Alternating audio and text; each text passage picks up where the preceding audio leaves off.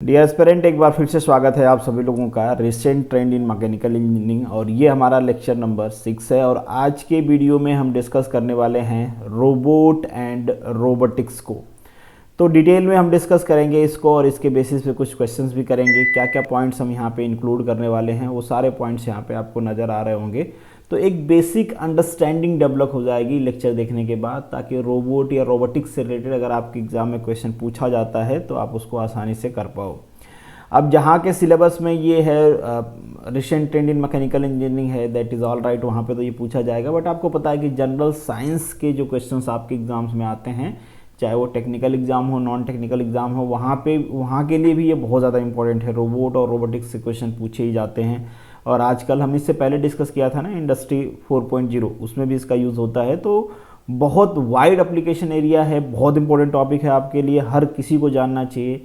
वैसे जो एग्ज़ाम की प्रिपरेशन नहीं कर रहे हैं उनको भी जानना चाहिए। और अगर अभी तक आपने चैनल को सब्सक्राइब नहीं किया है तो सब्सक्राइब कर लीजिए। और ये मेरा टेलीग्राम चैनल है, इसको ज्वाइन कर लीजिए वीडियो के PDF के लिए और बाकी नोटिफिकेशन के लिए। आप ये जो ग्रुप है इसको भी ज्वाइन कर सकते हैं। इंस्टाग्राम, फेसबुक, ट्विटर, ये सारे प्लेटफॉर्म है जहाँ पर आप मुझसे जुड़ सकते हैं। चलिए अब वीडियो को शुरू करते हैं।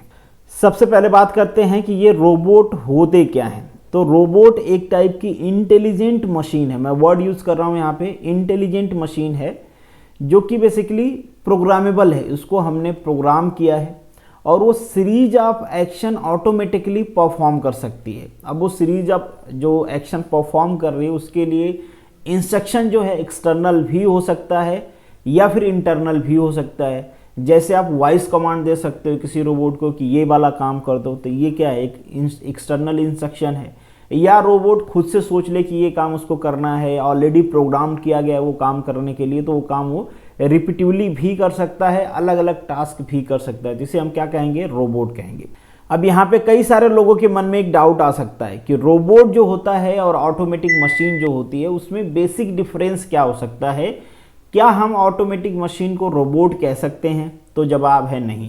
जैसे मान लीजिए आपने CNC देखा है, CNC को भी ऑलरेडी हम प्रोग्राम कर देते हैं और जो भी काम होता है वो रिपीटिवली करती रहती है। तो क्या CNC को हम रोबोट कह सकते हैं? जवाब होगा कि नहीं। रोबोट क्यों नहीं कह सकते हैं? रोबोट में एटलीस्ट ये स्पेसिफिक फीचर होता है कि जो रोबोट होता है according to the surrounding condition वो खुद को चेंज कर सकता है, खुद को मैनिपुलेट कर सकता है, अकॉर्डिंग टू द सराउंडिंग वो एक्शन ले सकता है। बट जो हमारी ऑटोमेटिक मशीन्स होती हैं जिनको हम रोबोट नहीं कहेंगे, उनमें जो भी आपने प्रोग्राम किया है रिपीटिवली वो वही टास्क परफॉर्म करेंगी, वो according to the surrounding act नहीं कर सकती। According to the surrounding act इसलिए नहीं करती हैं कि जो हमारी मशीन होता है सराउंडिंग को सेंस करने के लिए हमने मशीन में कुछ इंस्टॉल नहीं किया है जो कि रोबोट में किया है। जैसे रोबोट में हमने कैमरा किया है, रोबोट में हमने टेम्परेचर मेजरिंग डिवाइस किया है, प्रेशर मेजरिंग डिवाइस किया है, जो आवाज़ है, जो फ्रीक्वेंसी है उसको सेंस करने के लिए सेंसर्स लगाए हुए हैं। तो इसलिए हमारा robot according to the surrounding act कर पाता है। बट जो हमारे पास ऑटोमेटिक मशीन है वो according to the surrounding act नहीं कर पाती हैं। तो ये बेसिक डिफरेंस होता है हमारे ऑटोमेटिक मशीन में और रोबोट में। चलिए, अब जो रोबोट आपने समझ लिया तो रोबोटिक्स क्या होता है। जैसे वर्ड से ही समझ में आ रहा है, रोबोट से बना है हमारा रोबोटिक्स। तो जो रोबोटिक्स फील्ड है ये बेसिकली इंजीनियरिंग एंड टेक्नोलॉजी की फील्ड है, जिसमें हम क्या करते हैं, रोबोट का जो कॉन्सेप्ट है, कैसे उसका डिज़ाइन करना है, उसकी मैन्युफैक्चरिंग क्या है, उसके ऑपरेशन को कंट्रोल करना, ये सारी चीज़ें हम जहाँ पे करते हैं उसे बेसिकली हम कहते हैं कि रोबोटिक्स है ये। अगर ये सारा काम आप परफॉर्म कर रहे हो तो उस फील्ड को हम क्या कहेंगे कि ये रोबोटिक्स है। Simple is that. जैसे मान लो किसी से हम कहें कि आप BA कर रहे हो तो आपके माइंड में आएगा ना कि हिस्ट्री, भूगोल, जियोग्राफी, ये सारी चीज़ें पढ़ रहे होंगे। मैं किसी से कहूँ कि ये इंजीनियरिंग कर रहा है तो इंजीनियरिंग को हमने स्पेसिफाई कर दिया कि इंजीनियरिंग में आपको ये पढ़ना है, BA में ये पढ़ना है, BSc में ये पढ़ना है। उसी तरीके से रोबोटिक्स में हमको क्या पढ़ना है, रोबोट के बारे में पढ़ना है। और जहाँ पे हम रोबोट के बारे में पढ़ते हैं उस फील्ड को हम रोबोटिक्स कह देते हैं। As simple as that.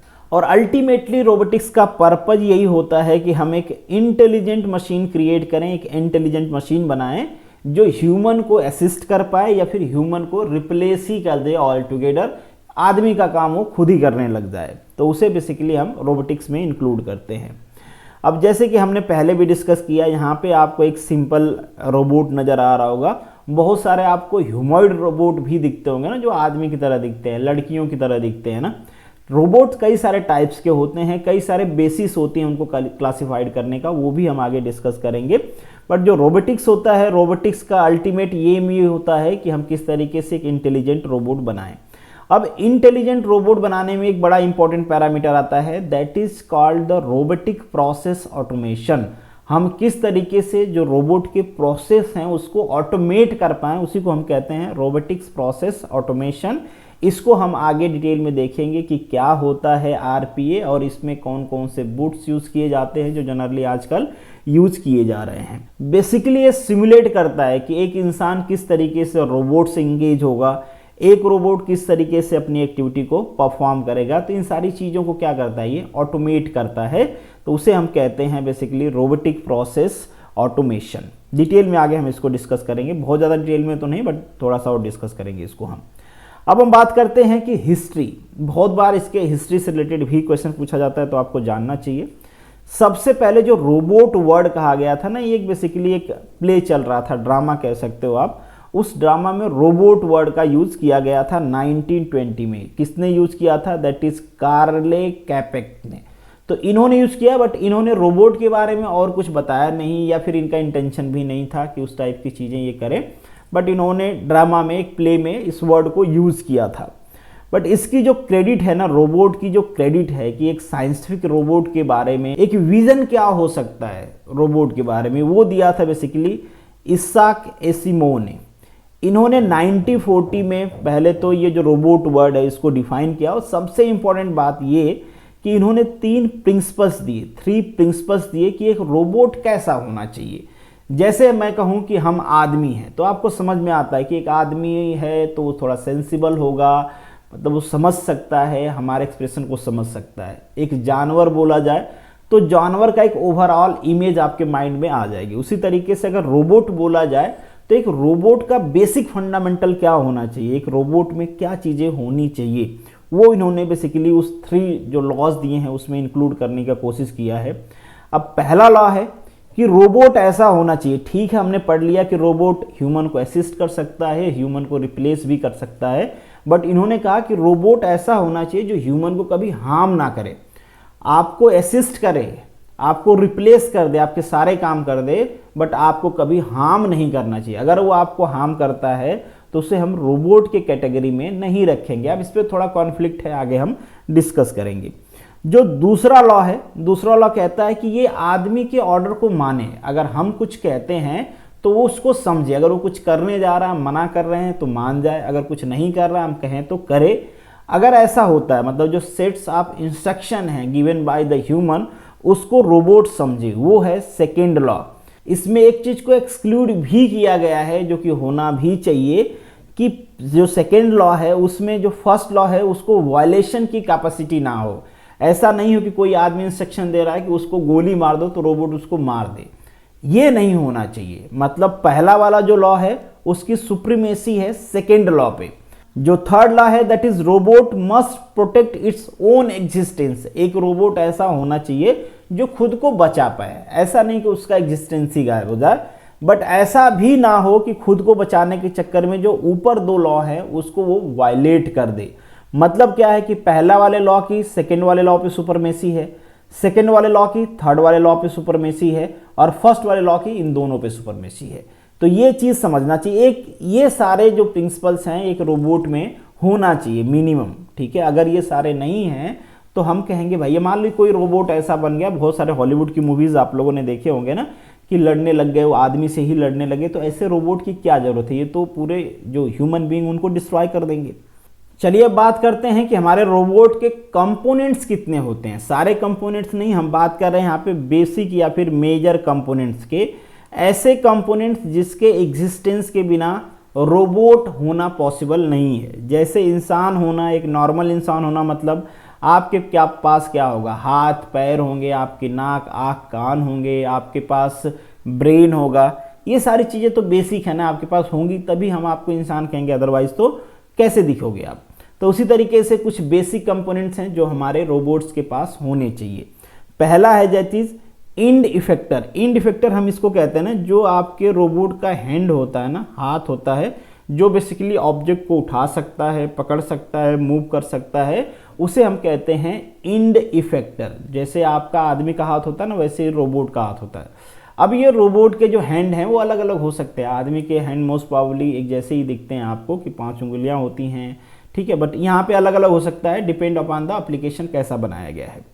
और ये जो है इसको थोड़ा असिस्ट करता है, उसे हम कहते हैं मैनिपुलेटर। तो ये वाली जो पूरे टर्म्स हैं ना, इनको हम क्या कहते हैं, मैनिपुलेटर कहते हैं।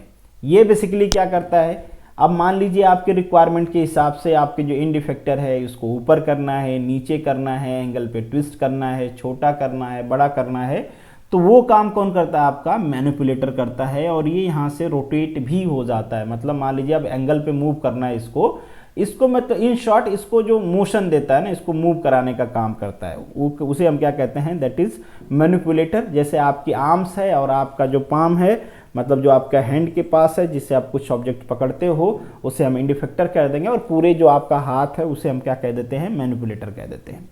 अब बात करते हैं हम एक्चुएटर की। अब चूंकि आप हाथ पैर अपना हिलाओगे, इसके लिए तो आपको क्या चाहिए, आपके यहाँ पे मसल्स हैं ना इनको सपोर्ट करने के लिए, नहीं तो कैसे हिलाओगे आप। उसी तरीके से जो रोबोट की मसल्स होती हैं उन्हें हम कहते हैं एक्चुएटर, जो बेसिकली आपका चाहे मैनिपुलेटर हो, इंड इफेक्टर हो, जो इनको सपोर्ट करता है, उसे हम क्या कहते हैं, एक्चुएटर कहते हैं। फोर्थ वन है दैट इज कंट्रोलर या फिर ब्रेन ऑफ रोबोट। जैसे इंसान के पास ब्रेन होता है ना, वैसे ही यहाँ पे आपके रोबोट के पास भी ब्रेन होता है, जो बेसिकली इंस्ट्रक्शंस भेजता है। अब मान लीजिए जैसे आपका हाथ है, कहीं हॉट चीज़ आपने पकड़ लिया तो ब्रेन तुरंत कहता है वहाँ से हटाओ, नहीं हाथ जल जाएगा। उसी तरीके से ये क्या करता है, ये सेट्स ऑफ इंस्ट्रक्शन भेजता है, जितने भी हमारे मूविंग पार्ट्स हैं उनको कहाँ मूव करना है, कितना मूव करना है, ये सारी चीज़ें ये कंट्रोल करते हैं, कोऑर्डिनेट करते हैं बेसिकली मोशन को। अब ये कैसे करेंगे, इनके पास इंफॉर्मेशन रहेगी तभी तो। जैसे मान लीजिए हमने क्या किया है, हमारे पास आँख है, हम कहीं आगे जा रहे हैं और आगे गड्ढा है, तो क्या हम उसमें कूदेंगे, नहीं कूदेंगे, क्योंकि आँख ने देखा गड्ढा है, उसने दिमाग को बताया भाई आगे गड्ढा है, दिमाग ने पैर को बताया कि अब आगे मत जाना बेटा, रुक जाओ नहीं तो गड्ढे में चले जाओगे। उसी तरीके से हमारे पास भी, हमारे रोबोट के पास भी सेंसर्स लगे होते हैं, जो उसको सराउंडिंग की जो कंडीशंस होंगी, जो रिक्वायरमेंट होंगी, ताकि जो रोबोट है अपना वर्क परफॉर्म कर पाए, वो सारे जो सेट्स ऑफ रिक्वायरमेंट है ना सराउंडिंग की, वो प्रोवाइड कराता है सेंसर, जिसके हिसाब से जो हमारा कंट्रोलर है वो हमारे पूरे रोबोट को कंट्रोल करता है या रोबोट के एक्शन को कंट्रोल करता है। अब कई सारे टाइप्स के सेंसर्स लगे होते हैं, यहाँ पे हम डिस्कस भी करेंगे। जैसे ह्यूमन बीइंग के पास क्या है, आँख है, देख लेते हैं हम, नाक है, हम सूंघ लेते हैं। बहुत सारे लोगों की जो नोज कैपेसिटी होती है बहुत ज़्यादा होती है, तो हवा के साथ सूंघ के बता देते हैं कि ये उसी की स्मेल है, वो मेरी वाली है। अक्सर बॉलीवुड वाले ये करते हैं। उसी तरीके से हमारे पास ईयर है, फ्रीक्वेंसी को सेंस कर पाते हैं हम। In the same way robot में क्या लगा होता है, कैमरा। आपके आँख का काम वहाँ पे क्या करता है, कैमरा करता है। वहाँ पे भी प्रेशर, टेम्परेचर सेंसिंग डिवाइसेस लगे होते हैं। वहाँ पे नेविगेटिंग के लिए सेंसर्स लगे होते हैं। जीपीएस सिस्टम लगा होता है, जैसे ऑटोमेटिक कार में हमने डिस्कस किया था। बहुत सारी चीज़ें लगी होती है, डिपेंड अपॉन द रिक्वायरमेंट। तो बेसिकली वो क्या करते हैं, सराउंडिंग से डाटा गैदर करते हैं और कंट्रोलर को प्रोवाइड करते हैं। और बेसिकली यहाँ पे आपको एक फ्लो चार्ट दिख रहा है। इस फ्लो चार्ट में आपको पता भी चल रहा होगा कि हर जगह से इंफॉर्मेशन किसके पास आ रही है, कंट्रोलर के पास। और फिर कंट्रोलर क्या है, उस इंफॉर्मेशन के हिसाब से आपको क्या कर रहा है, गाइड कर रहा है। बेसिकली जो दूसरे मैनिपुलेटर्स हैं उनको क्या कर रहा है, गाइड कर रहा है। जैसे यूजर इंटरफेस से अब वापस इंस्ट्रक्शन देना लेना, एक्चुएटर को देना लेना, मैनिपुलेटर को देना लेना, ये सारी चीज़ें बेसिकली कौन करता है, आपके जो कंट्रोल डिवाइसेस होते हैं, मतलब जो कंट्रोलर होता है वो करता है। और कंट्रोलर को थोड़ा सा और आप आगे लेके जाओ तो वहाँ पे माइक्रो प्रोसेसर लगा होता है। माइक्रो प्रोसेसर में भी बहुत कई सारी इलेक्ट्रॉनिक चीज़ें लगी होती हैं। चलिए अब वन बाय वन करके थोड़ा सा डिस्कस कर लेते हैं। बहुत ज़्यादा डिस्कस करने की जरूरत नहीं है, हमने कर दिया है। आपने देखा कि जो मैनिपुलेटर या इंड इफेक्टर होता है वो क्या होता है। तो यहाँ पे आपको सिंपल रोबोट नज़र आ रहा होगा। देखिए ये इसका क्या है, इंड इफेक्टर है, और ये यहाँ से लेके यहाँ तक ये क्या है, इसका मैनिपुलेटर है, जो कि बेसिकली इंड इफेक्टर को मैनिपुलेट करता है या फिर असिस्ट करता है। तो ये कहलाता है आपका इंड इफेक्टर। जैसे हैंड है वो कहलाता है आपका इंड इफेक्टर, और आर्म्स है वो कहलाती है आपकी मैनिपुलेटर। एक्चुएटर क्या होता है, तो एक्चुएटर जैसे मैंने आपको कहा कि मसल्स होते हैं बेसिकली, वो एक्चुएटर जो बेसिकली क्या करते हैं, मूव कराते हैं आपके मैनिपुलेटर को। मैनिपुलेटर मूव करेगा, वो मूव कराएंगे उसको। तो बेसिकली यहाँ पे एक एग्जांपल देख लो आप। जैसे मान लीजिए इलेक्ट्रिक मोटर है, वो एज ए एक्चुएटर काम करता है। एक्चुएटर कई सारे टाइप्स के होते हैं, वो हाइड्रोलिक भी हो सकते हैं, इलेक्ट्रिक भी हो सकते हैं, न्यूमेटिक भी हो सकते हैं। इस टाइप के एक्चुएटर होते हैं जिनका हम बेसिकली यूज़ करते हैं। अब जैसे ये है एक्चुएटर आपके इलेक्ट्रिक मोटर्स हो गए दैट स्पिन द व्हील और गेयर, और यहाँ पे आप देखोगे तो उसी टाइप से डिवाइड भी किया गया है कि एक्चुएटर कितने टाइप्स के होते हैं। तो यहाँ पे बेसिकली डिवीजन किया गया है कि आपका इलेक्ट्रिकल एक्चुएटर हो गया, हाइड्रोलिक हो गया, न्यूमेटिक हो गया, ठीक है। तो ये सारे एक्चुएटर्स यूज़ किए जाते हैं to perform the works. Sensor की बात हमने पहले ही किया कि सेंसर बेसिकली क्या करते हैं, रियल टाइम इन्फॉर्मेशन को गैदर करते हैं और वो इन्फॉर्मेशन गाइड करती है आपके रोबोट को कि किस तरीके से आपके रोबोट को ऐड करना है। जैसे कैमरा की हमने बात किया है, शेप, साइज, कलर, ये सारा कैमरा सेंस कर पाता है। माइक्रोफोन होता है जो आपके साउंड को डिटेक्ट कर पाता है। फिर थर्मिस्टर लगा होता है, बैरोमीटर लगा होता है जो टेम्परेचर, प्रेशर, और इस तरीके से बहुत सारे सेंसर लगे होते हैं। ये तो मैं बेसिक सेंसर आपको बता रहा हूँ। लाइट डिटेक्शन एंड रैंगिंग, इसको हमने ऑलरेडी यूज़ किया था आपके ऑटोमेटिक कार में या सेल्फ ड्राइविंग कार में कि किस तरीके से डिस्टेंस को मेजर कर पाता है, रिफ्लेक्ट करता है, वहाँ से जितने टाइम में वो आता है डिवाइडेड बाई 2 करके, मल्टीप्लाई बाई टाइम करके, ये सारी चीज़ें हमने ऑलरेडी डिस्कस किया है। ये बेसिकली वहाँ पे यूज किया जाता है ना जो रोबोट नेविगेट करते हैं। अब आपको ऐसा नहीं समझना है कि सारा रोबोट मूविंग ही होता है, हम आगे क्लासिफिकेशन में डिस्कस करेंगे। जैसे ऑटोमोबाइल के प्लांट्स हैं, वहाँ पे तो रोबोट फिक्स होता है, अपने जगह पे फिक्स रहता है। जो ऑटोमेटिक प्लांट होते हैं काम करता रहता है। बहुत सारे जैसे हाउस होल्ड रोबोट है तो वो मूव करना चाहिए। तो डिपेंड अपॉन द रिक्वायरमेंट कि कहाँ पे किसकी ज़रूरत है, उस हिसाब से हम इसका यूज़ करते हैं। कंट्रोलर क्या होता है, जैसे ब्रेन है आपके पास वैसे ही रोबोट के पास कंट्रोलर है। हमने सारा डिस्कस कर लिया है सारी चीज़ें। अब इतने सारे टास्क ये परफॉर्म करेंगे तो डेफिनेटली इनको क्या चाहिए, एनर्जी चाहिए। जैसे आदमी है, अगर वो कोई काम करता है, अगर भोजन उसको नहीं किया, उसने भोजन, एनर्जी उसको नहीं मिली तो कैसे करेगा। वैसे ही रोबोट है, उसको चाहिए एनर्जी। ये एनर्जी आप कहाँ से दोगे, किसी भी टाइप का पावर हो सकता है ना, इलेक्ट्रिकल पावर हो सकता है, हाइड्रोलिक पावर हो सकता है, सोलर पावर हो सकता है। अब रोबोट ऐसा नहीं कहेगा कि नहीं मैं ये वाला पावर नहीं लूँगा, मैं ये लूँगा। इंसानों की तरह उसका नखरा नहीं होता है कि मैं ये खाना नहीं खाऊंगा, यही खाऊंगा। बेचारा ठीक है इस मैटर में, कहीं से भी आप एनर्जी दो ले लेता है, बट आपको देने की कैपेबिलिटी होनी चाहिए। तो बहुत सारे तरीके से हम उसको एनर्जी प्रोवाइड कराते हैं, जो बेसिकली पावर सप्लाई होता है, जो सबको पावर देता है। जितने भी मूविंग पार्ट्स हैं उनको क्या करता है, पावर सप्लाई करता है। चलिए बात करते हैं रोबोटिक प्रोसेस ऑटोमेशन की। पहले भी हमने डिस्कस किया कि ये बेसिकली क्या करता है, हमारा जो रोबोट है ना उसको थोड़ा इंटेलिजेंसी प्रोवाइड कराता है। अब ऑटोमेट करना है, कैसे ऑटोमेट करना है, जैसे हमने डिस्कस भी किया कि मशीन भी ऑटोमेटिक होती है, रोबोट भी ऑटोमेटिक होता है। अब रोबोट का ऑटोमेटिक होने का मतलब ये है कि मान लीजिए रोबोट के सराउंडिंग में कुछ कंडीशंस चेंज हो गई हैं, तो रोबोट हमारा ऐसा होना चाहिए जो एडॉप्टिव हो, according to the surrounding condition वो खुद को चेंज कर ले। इवन दो आर्टिफिशियल इंटेलिजेंस इसीलिए बनाया गया है कि सराउंडिंग कंडीशन के हिसाब से या फिर जो भी चीज़ें वो प्रोसेस कर रहा है उसके प्रोसेस के हिसाब से वो क्या करे, चीज़ों को एडॉप्ट करना स्टार्ट कर दे। सिंपल इज दैट, अगर आदमी है वो कोई काम परफॉर्म कर रहा है तो उसको कुछ एक्सपीरियंस होता है वहाँ से, तो कहता है कि यहाँ से मैंने ये चीज़ सीखा है। उसी तरीके से आर्टिफिशियल इंटेलिजेंस में हम करने की कोशिश कर रहे हैं कि जो हमारा रोबोट हो वो अगर कोई काम परफॉर्म करता है और काम खराब हो जाता है तो रोबोट को हमारे पता चले कि यहाँ पे उसने क्या गलती किया था, नेक्स्ट टाइम उसको क्या करेक्शन करना है, और वो करेक्शन वो खुद ही कर ले। मतलब आदमी को ना करना पड़े, आदमी को उसको रीप्रोग्राम ना करना पड़े, वो खुद ही को अपने आप को क्या करता रहे, रीप्रोग्राम करता रहे according to the surrounding condition, according to the experience, according to the data collected, जो भी according to the sets of outer instruction, जो भी चीज़ें उसको मिले इनपुट में, उसके हिसाब से वो खुद को क्या करे, मॉडिफाई कर पाए, रीप्रोग्राम कर पाए और उस एक्शन को करेक्ट कर पाए। तो वो बेसिकली आता है आर्टिफिशियल इंटेलिजेंस में। बहुत सिंपल भाषा में कहें तो जैसे इंसान बिहेव करता है, अगर वैसे रोबोट बिहेव करता है तो उसे हम कहेंगे आर्टिफिशियल इंटेलिजेंस है। अब आर्टिफिशियल इंटेलिजेंस में वीक भी होता है, वीक आर्टिफिशियल इंटेलिजेंस होता है, थोड़ा सा मीडियम एआई होता है, फिर हैवी एआई होता है। ये सारी चीज़ें भी आगे हम देखेंगे। दूसरा है आपका machine learning capability. Machine learning capability भी आर्टिफिशियल इंटेलिजेंस का पार्ट ही है कि मशीन अगर कोई वर्क परफॉर्म कर रही है, कोई डाटा एग्जीक्यूट कर रही है, अगर डाटा एजुकेशन में मान लीजिए वहाँ पे कुछ प्रॉब्लम आ रहा है तो मशीन खुद से उसको रिकरेक्ट कर ले, जरूरत ना पड़े कि फिर से उसको डाटा बाहर से प्रोवाइड किया जा रहा है। तो इसे हम कहेंगे मशीन लर्निंग। एक वर्ड और आता है M2M, मतलब मशीन टू मशीन लर्निंग। ठीक है, मशीन टू मशीन इंस्ट्रक्शंस हो रहा है जिसकी वजह से हम ह्यूमन को पूरी तरीके से हमारे सिस्टम से रिप्लेस कर पाए। बेसिकली ये सब हम कर क्यों रहे हैं, सिंपल इज दैट ना कि ज़्यादा वॉल्यूम हैंडल हो पाए, एफिशिएंटली हैंडल हो पाए, जो टास्क है हमारी हो पाए, जो क्वेरीज हैं सॉल्व हो पाए, कैलकुलेशन हो पाए। ये सारी चीज़ें करने के लिए ही हम एआई का यूज़ बेसिकली करते हैं।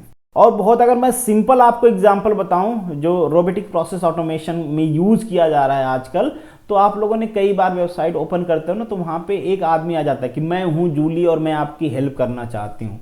तो आपको ऐसा नहीं समझ लेना कि उधर जूली बैठी है, वो आपको देखी है और आगे नहीं भाई, वहाँ पे लगा होता है चैट बुक। मतलब एक तरह से क्या है, ये इंटरनेट रोबोट है। इंटरनेट रोबोट मतलब एक तरह से प्रोग्राम रोबोट है जो समझ जाता है कि कोई आदमी हमारे वेबसाइट पे आया है, अगर इसको कुछ हेल्प चाहिए, आप कुछ भी उससे पूछोगे वो आपको बताएगा। तो इसे हम कहते हैं चैट बुक। अगर आप लोगों में से कोई आदमी जो टेलीग्राम यूज़ कर रहा हो, टेलीग्राम के बारे में थोड़ा जानता हो, तो टेलीग्राम में भी बहुत सारे बूट्स आते हैं जिसे जो ऑलरेडी प्रोग्राम होते हैं, आपको कुछ कुछ उसमें सेट्स ऑफ इंस्ट्रक्शन फिल करना होता है, फिर अकॉर्डिंग टू दैट वो ऐड करने लगता है। जैसे आपने ग्रुप बनाया, आपने चैनल बनाया, तो पूरे चैनल को, पूरे ग्रुप को ऑटोमेटिकली कंट्रोल करेगा, आपकी जरूरत नहीं है। अगर मान लीजिए किसी को हटाना है, कोई चीज़ डिलीट करना, वो ऑटोमेटिकली करता रहेगा। तो उसे बेसिकली हम बूट कहते हैं। यहाँ पे बहुत फ्रिक्वेंटली 3 टाइप्स के बूट्स का यूज़ किया जा रहा है, that is pro boot and no boot, और तीसरा मैंने आपको बता दिया चैट बूट। अब ये प्रो बूट और नो बूट्स क्या होते हैं, इसको आप समझ लो। जो प्रो बूट्स होते हैं ना, कहीं पे अगर मान ले रिपीटेड काम करना है, सपोज कहीं पे डाटा एंट्री करना है, ठीक है, तो वहाँ पे हम इसका यूज़ करते हैं कि ये रिपीटेड काम करता रहता है, थोड़ा सा सिंप्लीफाइड होता है ये। दूसरा होता है आपका नो बूट्स, ये बेसिकली कहीं पे आप मान लीजिए सर्च का काम कर रहे हो, तो वो आपको करने की जरूरत नहीं है। आपने बता दिया कि भाई तुझे इससे रिलेटेड सर्च करना है, तो क्या करेगा, उससे रिलेटेड सर्च करेगा, जो भी उसको डाटा मिलेगा वो एक जगह कलेक्ट कर देगा। तो इससे आपका काम आसान हो जाता है। और चैट बुक क्या होता है, ये तो हमने ऑलरेडी डिस्कस कर लिया। तो इन शॉर्ट हम अगर कहें तो जो आपका रोबोट प्रोसेस ऑटोमेशन होता है, उसमें मतलब कुछ की टेक्नोलॉजी होती हैं जिनका हम यूज़ करते हैं। जैसे एक होता है स्क्रीन स्कैपिंग। इसका मतलब है कि किस तरीके से हम जो यूजर इंटरफेस है सॉफ्टवेयर के साथ, आदमी का जो इंटरफेस है, मशीन के साथ जो इंटरफेस है, उसको किस तरीके से ज़्यादा यूज़र फ्रेंडली बना पाएँ। दूसरा है आपका वर्क फ्लो ऑटोमेशन, और तीसरा आर्टिफिशियल इंटेलिजेंस है। तो आर्टिफिशियल इंटेलिजेंस क्या है, ऑलरेडी हमने डिस्कस कर लिया। और वर्क फ्लो जो ऑटोमेशन होता है, उसमें भी हम यही करते हैं कि किस तरीके से जो हमारा सॉफ्टवेयर है उसको हम ऑटोमेट करें, ताकि जो मैनुअल एंट्री करनी पड़ती है, आदमी को जो इंस्ट्रक्शन देना पड़ता है या कोई आदमी को अपने तरफ से कुछ इनपुट देना पड़ता है, उस इनपुट को हम मिनिमाइज कर पाएँ। और इसका फ़ायदा क्या है, जैसे इंसानों का इनपुट जहाँ पे कम हो जाता है, वहाँ पे ह्यूमन एरर या फिर मैनुअल एरर होने के चांसेस कम हो जाते हैं। आदमी एक साथ में बहुत बड़ा डाटा हैंडल नहीं कर सकता, बट कंप्यूटर या मशीन कर सकती है। तो इससे क्या होती है, उसकी एफिशिएंसी बढ़ जाएगी, एक्यूरेसी डेफिनेटली बढ़ती है, क्योंकि एरर कम होता है तो एक्यूरेसी बढ़ती है। आदमी थक जाएगा, हार जाएगा, फिर उससे जो गलती होने के चांसेज जो कंटिन्यूसली बढ़ते रहेंगे, बट मशीन में ऐसा नहीं होगा। तो ये फ़ायदा होता है। और आर्टिफिशियल इंटेलिजेंस के बारे में ऑलरेडी हमने डिस्कशन कर लिया कि आर्टिफिशियल इंटेलिजेंस का बेसिकली मोटिव क्या होता है।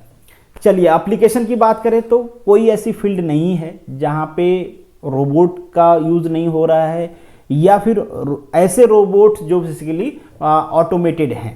तो ये बेसिकली हर जगह यूज़ हो रहा है। कोई सा फील्ड आप किसी भी फील्ड पे आप हाथ रख दो, हर जगह यूज़ हो रहा है, चाहे अकाउंटिंग हो, हेल्थ केयर हो, वॉरफेयर हो, हाउस होल्ड हो, हर जगह इसका यूज़ किया जा रहा है। तो इन शॉर्ट अगर हम इन सारी चीज़ों को कंक्लूड करके समझने की कोशिश करें, तो अगर रोबोट को हम एआई बना देते हैं, मतलब इंटेलिजेंट रोबोट बनाते हैं, तो वो हमारा रोबोट सोच सकता है जैसे इंसान सोचता है, प्रॉब्लम सॉल्व कर सकता है, लर्न कर सकता है जैसे इंसान कुछ सीखता है सराउंडिंग से, एक्सपीरियंस से, लोगों से। उसी तरीके से हमारा रोबोट लोगों से, मशीन से, सराउंडिंग से, उसके एक्सपीरियंस से सीखेगा। तो ये सारी चीज़ें अगर हम इंक्लूड कर देते हैं तो हम कहेंगे कि हमारा रोबोट इंटेलिजेंट है। अब लेवल ऑफ इंटेलिजेंसी क्या होती है, ये डिपेंड करता है। जैसे एग्जांपल के लिए मैं आपको बताऊं, तो आप लोगों ने कई बार जब मोबाइल परचेज करते हो तो रिव्यू देखोगे तो वहाँ पे दिखा गया एआई कैमरा। एआई कैमरा मतलब आर्टिफिशियल इंटेलिजेंस वाला कैमरा है, मतलब उसके पास एडॉप्टिव टेक्निक्स है कि वो जो सराउंडिंग है ना, सराउंडिंग के हिसाब से लाइट कम करना है, ज़्यादा करना है, ब्राइटनेस बढ़ानी है, क्या करनी, एज डिटेक्शन कैसे करना है, वो सारी चीज़ें वो एडॉप्टिव मतलब खुद से अपने आप कर लेगा कि इस टाइम पे बेस्ट क्या है आपके लिए, बेस्ट फोटो कैसे पिक हो पाए। तो उसे हम कहते हैं एआई कैमरा, आप लोगों ने सुना होगा। तो ये है वीक लेवल का एक तरह का आर्टिफिशियल इंटेलिजेंस। और आप लोगों ने देखे होंगे कई सारे ऐसे सेटअप्स आ रहे हैं जो आपके ऑडियो कमांड को रिस्पॉन्ड करते हैं, जैसे आपको गाना प्ले कर दो, ये कर दो, वो कर दो, इस टाइप के ऑडियो जो कमांड होते हैं। तो ये एक तरह का वीक लेवल का क्या है, वीक लेवल का एआई है। आपके मोबाइल में भी आप यूज़ करते हो, वॉइस कमांड मोबाइल में यूज़ करते हो, लॉक अनलॉक आप यूज़ करते हो। ये सारी चीज़ें हैं जो हम अब यूज़ कर रहे हैं डे टू डे लाइफ में। फिर इसके बाद हम मीडियम एआई पे जाएंगे, फिर इसके बाद सुपीरियर एआई पे जाएंगे। बट डेफिनेटली यहाँ पे कुछ सेट्स ऑफ क्राइटेरिया नहीं है कि मीडियम कौन सा होगा, सुपीरियर कौन सा होगा। सुपीरियर का तो एटलीस्ट हम नहीं कह सकते, क्योंकि कंटिन्यूसली इन्वेंशन होता रहेगा तो फिर कैसे कह सकते हैं कि ये सुपीरियर है। अब इससे आगे एआई में कुछ हो ही नहीं सकता है, तो डेफिनेटली ये अंडर प्रोसेस है और ये चलता रहेगा। There are 3 phase of AI, जैसे मैंने आपको कहा, एक होता है एकदम से बेसिक लेवल का होता है, या फिर हम जिसे वीक एआई या फिर नैरो इंटेलिजेंस कह सकते हैं। दूसरा होता है जो थोड़ा सा इससे अपडेटेड होता है, जो कई सारे प्रॉब्लम सॉल्व कर सकता है एक साथ में। ये वाला केवल 1-2 प्रॉब्लम, जैसे हमने एआई कैमरा का दिया तो वो केवल कैमरे पे ही वर्क कर सकता है उसका एआई, अब दूसरे जगह परफॉर्म नहीं कर सकता है। दूसरे सेट्स ऑफ एआई होते हैं आपके मोबाइल में, जैसे कि सेंस कर लेता है, सेंसिंग डिवाइस लगे हुए हैं, ऑडियो कमांड डिवाइस लगे हुए हैं, तो वो सारे अलग अलग इंडिविजुअल एआई हैं जो अलग अलग फंक्शन को कंट्रोल करते हैं। अब मान लीजिए कोई ऐसा एआई है जो इन सारे फंक्शन को कंट्रोल करे, तो उसे हम कह सकते हैं कि चलो ये मीडियम लेवल का है, एक साथ में कई सारे टास्क को परफॉर्म कर रहा है। और नेक्स्ट जो है आपका सुपीरियर इंटेलिजेंस है, मतलब बहुत हाई लेवल का। अब इसको मैंने पहले ही कहा कि कितने हाई लेवल पे जाएंगे तो हम कहेंगे कि बस दिस इज द एंड, इसका कोई जवाब है नहीं, और ये कंटिन्यूसली इस पे वर्क हो रहा है। एप्लीकेशन की बात करें तो रोबोटिक्स का जो एप्लीकेशन होता है, ये बेसिकली 2 तरीके से हम इसको क्लासिफाई कर सकते हैं। एक तो ये है कि इन्वायरमेंट कैसा है या फिर इंटरेक्शन कैसा है, इसके बेसिस पे कैसे हम कह सकते हैं कि रोबोट या तो हमारा फिक्स रहेगा, एक जगह पे खड़ा होकर काम करेगा और फिक्स है हमेशा, वही जो रिपीटेड काम होते हैं, जैसे कि ऑटोमोबाइल में, प्रोडक्शन इंडस्ट्री, आपने देखा होगा कि चारों तरफ से रोबोट्स हमारे लगे होते हैं और पूरी असेंबली लाइन में वो क्या करते हैं, कुछ न कुछ असेंबल करते रहते हैं और लास्ट में हमारी कार बन के तैयार हो जाती है। ऐसे टॉय की इंडस्ट्री होती हैं, ऐसे बहुत सारी इंडस्ट्री हैं जहाँ पे रिपीटेड वर्क होता है, वो करते हैं। दूसरा है आपका मोबाइल वाला। अब मोबाइल वाला कैसा हो सकता है, एक्वेस्टिक मतलब पानी में चलने वाला रोबोट हो सकता है, ज़मीन पे चलने वाला हो सकता है, एयरबोर्न रोबोट हो सकता है। इसका एग्जांपल तो आप सभी को पता है, ड्रोन भी एक तरह से रोबोटिक सिस्टम है।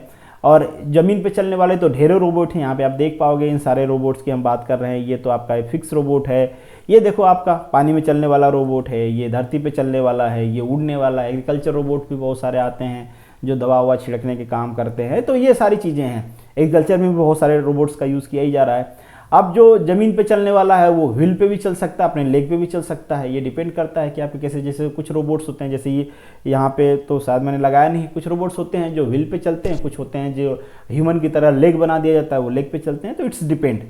और जो दूसरा क्लासिफिकेशन है ये आपको देखना चाहिए, ये क्लासिफिकेशन है अकॉर्डिंग टू द एप्लीकेशन, पूछा जाता है अभी कभी कभी आपसे एग्जाम में।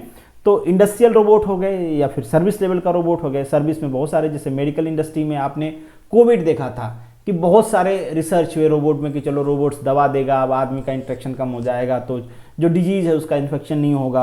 आपने घर में काम करने के लिए रोबोट लगा लिया लोगों ने। एजुकेशनल रोबोट्स हैं, डिफेंस में बहुत इंपॉर्टेंट फील्ड है और मैक्सिमम जो देश है ना वो काम कर रहे हैं डिफेंस फील्ड में, किस तरीके से हम रोबोट को लेके आए।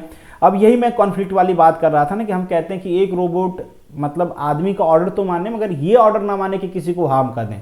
मगर जो वॉरफेयर वाले रोबोट हैं, क्या हम उनमें ये फीचर डाल सकते हैं? वो तो लड़ने के लिए जा रहे हैं, तो हम तो कहेंगे भाई मारो, जितने लोग सामने आते हैं तुम्हारे मारो, ठीक है।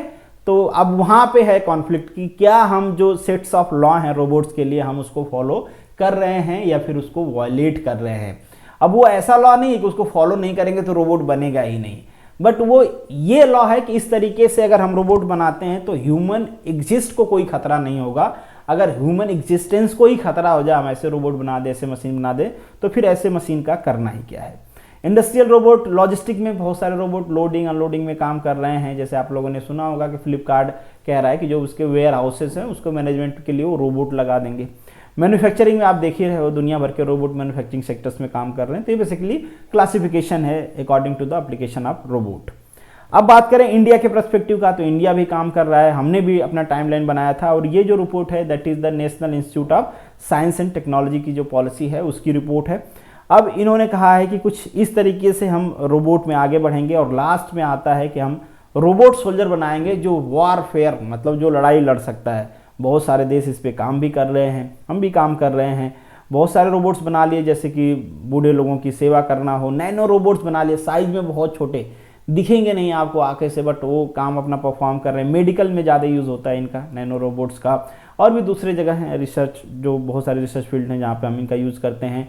जैसे जितना नैनो, जब मान लीजिए कि कोई हमको मंगलयान जैसे मिशन है वहाँ पे भेजने हैं, तो हम तो वहाँ पे कोशिश करेंगे ना कि हमारे पास जितनी छोटी से छोटी मशीन्स हो, क्योंकि वेट कम रहेगा, भेजना आसान रहेगा और वो वही काम परफॉर्म करते हैं। तो इस टाइप के जो रिसर्च वर्क होते हैं वहाँ पे इनका हम यूज़ करते हैं। बाकी मेडिकल फील्ड के, हाउस होल्ड के, ये सारे रोबोट आप लोगों ने डे टू डे लाइफ में टीवी चैनल, न्यूज़ चैनल, इन सारी जगहों पे देखा होगा। तो ये बेसिकली इंडिया का है कि इस सेट ऑफ टाइम में हम इस पर्टिकुलर फील्ड पे फोकस करेंगे, और कितना आगे निकल गए हैं ये तो डेफिनेटली अभी डिबेटेबल है। नेक्स्ट जो है आपका चैलेंज क्या है, रोबोट के साथ चैलेंज क्या है। अब हम यहाँ पे टेक्निकल चैलेंज की बात नहीं करेंगे, ठीक है। टेक्निकल चैलेंज तो डेफिनेटली रहेंगे और वो ओवरकम होते रहेंगे। हो सकता है जो आज चैलेंज है कल उस पर खोज हो जाए, वो चैलेंज हट जाए। तो टेक्निकल चैलेंज की हम यहाँ पे बात नहीं कर रहे हैं, हम यहाँ पे बात कर रहे हैं जनरल सोशल चैलेंज की। पहले तो है रोबोट्स आने की वजह से जॉब लॉस होगा, जॉब लॉस, लोग अनएम्प्लॉयड होंगे तो डेफिनेटली एक जो सोसाइटी का स्ट्रक्चर है वो ब्रेक हो जाएगा। अब कई सारे जगह देखो लोग अनएम्प्लॉयड हुए तो क्या पूरा सिस्टम ध्वस्त हो गया, लोग आपस में लड़ने लगते हैं, सिविल वॉर हो जाती है। सिक्योरिटी थ्रेट है, बिल्कुल देखा आपने कश्मीर में ड्रोन अटैक हुआ था। इस तरीके से लोग रोबोट्स बना लेंगे, क्या नुकसान होता है, कोई थोड़ा रोने वाला है कि मेरा बच्चा मर गया, वो उनके ऊपर अटैक करेंगे, वो उनके ऊपर अटैक करेंगे। अब जिसकी टेक्नोलॉजी ज़्यादा आसान हो, ज़्यादा स्ट्रांग होगी, वो दूसरों को क्या करेंगे, परेशान करेंगे, ठीक है। तो ये सिक्योरिटी थ्रेट भी है, दुनिया के लिए है, ह्यूमन बीइंग के लिए है, इन शॉर्ट हम उस सेंस में बात कर रहे हैं। नेक्स्ट है आपका जो हमने वही इंक्लूड कर दिया यहाँ पे कि ऐसा भी पॉसिबिलिटी है ना, हमने कई सारे हॉलीवुड मूवी में देखा है कि हो सकता है कि जो हम इंटेलिजेंस उसमें एआई डाल रहे हैं, पॉसिबल है कि वो एआई खुद को इतना रीप्रोग्राम कर ले कि वो आदमी से ज़्यादा इंटेलिजेंट हो जाए।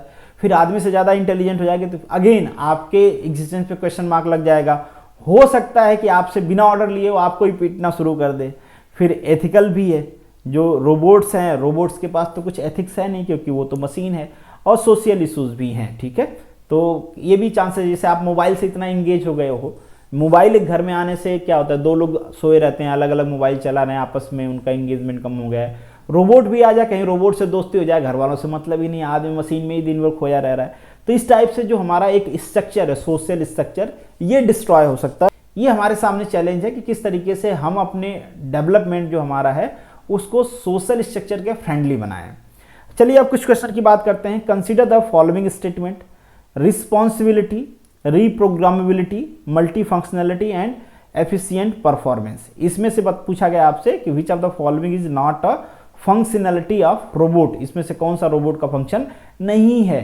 तो रोबोट भाई रिस्पॉन्सिबिलिटी नहीं ले सकता है, रिस्पॉन्सिबिलिटी तो ले सकता है इंसान, बाकी सारी चीजें रोबोट परफॉर्म कर सकता है। तो ऑप्शन हो जाएगा आपका ए, पूछा गया है कौन सा नहीं है।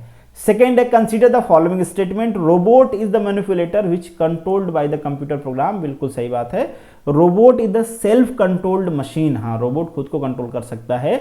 Semi automated machine is called robot. ऐसा नहीं है, हम सारी मशीन को रोबोट नहीं कह सकते, ये मैंने ऑलरेडी डिस्कस कर लिया। तो यहाँ पे ऑप्शन है आपका C.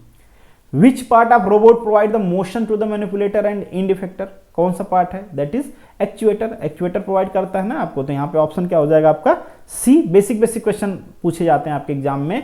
Which of the following is not type of actuator. इनमें से कौन सा एक्चुएटर के टाइप्स नहीं है। तो ये सारे एक्चुएटर्स हैं, इन सबका हम यूज कर रहे हैं। तो यहाँ पे ऑप्शन हो जाएगा आपका डी। जो फिफ्थ है आपका the physical structure of robot which move around is called. Physical structure मतलब क्या है? मैनिपुलेटर। आप घूम जाता है ना, चारों तरफ घूम जाता है मैनिपुलेटर। डिग्री ऑफ फ्रीडम जिसको हम कहते हैं ना, बेसिकली कोई चीज कितना मूव करेगा वो किस पे डिपेंड करता है कि हमने उसको डिग्री ऑफ फ्रीडम कितना दिया है। नेक्स्ट जो क्वेश्चन है, the kinematic part of the robot और मैनिपुलेटर इज कॉल्ड। जो कैनेमेटिक पार्ट होता है उसे हम कहते हैं जॉइंट। ठीक है, जो रोबोट के कैनेमेटिक पार्ट्स होते हैं जहां से वो जुड़े होते हैं, पिन टाइप, इन टाइप, जो भी जॉइंट्स होते हैं उन्हें हम बेसिकली क्या कहते हैं? जॉइंट कहते हैं। नेक्स्ट जो आपका है, pneumatic and hydraulic system which with और without transmission the element provide motion in the robot link is called. क्या कहते हैं इसको? हम इसको कहते हैं एक्चुएटर। क्वेश्चन नंबर 8 है, विच of the basic part of the robot unit which control the robot action. कौन कंट्रोल करता है भाई? ये करता है आपका कंट्रोलर। कंट्रोलर के आदेश पे ही सब कुछ होता है क्योंकि ये होता है brain of robot. Which of the following is not one of the 5 basic part of the robot. इनमें से कौन सा बेसिक पार्ट नहीं है? तो इंड इफेक्टर बिल्कुल है, कंट्रोलर भी, एक्चुएटर भी है। पेरिफेरी टूल्स जो बाहर से लगे होते हैं ना आपके बॉडी पे, रोबोट की जरूरत हो तो लगाओ, नहीं हो तो ना लगाओ। ठीक है, एक तरह से आप कह सकते हो एसेसरीज हैं, बेसिक पार्ट नहीं है।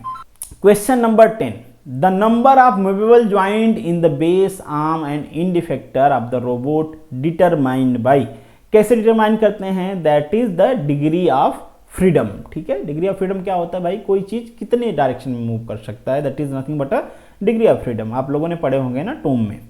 नेक्स्ट है, यहाँ पे आपको मैच करना है, तो पहला है आपका मैनिपुलेटर। मैनिपुलेटर मतलब क्या होता है भाई, the number of degree of freedom to movement, तो मैनिपुलेटर का हो जाएगा 3। दूसरा है आपका कंट्रोलर, मतलब बी। कंट्रोलर क्या करता है, controller that is the deliver command to the actuator. ठीक है, कंट्रोलर क्या करता है, कमांड डिलीवर करता है। ड्राइवर मतलब ड्राइवर क्या करता है, ड्राइव करता है, तो driver is move the manipulator और इनफेक्टर। ठीक है, ड्राइवर को हम एक्चुएटर भी कहते हैं एग्जैक्टली। ग्रीपर क्या करता है भाई, ग्रीपर का काम क्या होता है, होल्ड करना होता है। ठीक है, तो gripper is for the holding the pieces या व्हाट एवर दैट, जो भी होल्ड करना है रोबोट को, तो यहाँ पे ऑप्शन क्या हो जाएगा आपका बी हो जाएगा। Driver are also known as actuator, क्या कहते हैं उसको हम, एक्चुएटर कहते हैं। What is the artificial intelligence, artificial intelligence क्या है, तो आर्टिफिशियल इंटेलिजेंस क्या है, making a machine to act intelligently like a human. जैसे इस आदमी एक्ट करता है वैसे हम एक मशीन बना दें जो इंसानों की तरह एक्ट करे, तो उसे हम क्या कहें, जैसे इंसानों की तरह मिमिक करता है तो उसे हम क्या कहेंगे, आर्टिफिशियल इंटेलिजेंस कहेंगे। और आदमी का या फिर इंसान का सबसे बड़ा चीज़ क्या है जो उसे बाकी से डिफरेंट बनाता है, उसके सोचने की कैपेसिटी। ठीक है, उसका decision making according to the surrounding condition या according to the present condition वो होता है। तो मतलब इन शॉर्ट हम उसको कह सकते हैं उसका थिंकिंग पावर। ठीक है, तो वो हम करने की कोशिश कर रहे हैं एआई में। Consider the following statement, a robot may not injured the human being, बिल्कुल ये फर्स्ट लॉ है कि आदमी को किसी भी कंडीशन में वो हार्म नहीं कर सकता है। दूसरा है, a robot must obey the order given by the human, ये सेकेंड लॉ है बट पार्शियली यहाँ पे लिखा गया है ना, गिवन बाय द ह्यूमन, और यहाँ पे एक्सक्लूड किया गया है कि वो फर्स्ट लॉ को वायलेट नहीं करता हो, तो ये वाला ऑप्शन पूरी तरीके से सही नहीं है, तो ये सेकेंड गलत है। Robot always protects its own existent, बिल्कुल रोबोट को अपना एग्जिस्टेंस प्रोटेक्ट करना चाहिए बट फर्स्ट और सेकेंड लॉ को वायलेट करते हुए नहीं, मतलब अगर जरूरत पड़े तो इंसान के लिए रोबोट क्या हो जाए, मर जाए। ऐसा नहीं कि वो कहे कि नहीं मैं तो नहीं मरूंगा, तुमको मरना पड़ेगा, जैसे चिट्टी ने किया था, वैसा नहीं होना चाहिए। तो यहाँ पे केवल और केवल ऑप्शन 1 सही है आपका। नेक्स्ट जो क्वेश्चन है, consider the following statement about the PRPA, मतलब रोबोट प्रोसेस ऑटोमेशन, क्या है ये, it use of the software with artificial intelligence, बिल्कुल आर्टिफिशियल इंटेलिजेंस किया जाता है इसमें, मशीन लर्निंग की कैपेबिलिटी बिल्ड किया जाता है, and RPA can perform the query calculation, बिल्कुल ये सारी चीजें किया जाता है, ऑलरेडी हमने डिस्कस किया, तो यहाँ पे ऑप्शन है आपका डी। तो this is the end of this video, thank you so much for watching this, मिलेंगे नेक्स्ट वीडियो में, तब तक के लिए all the best, good luck.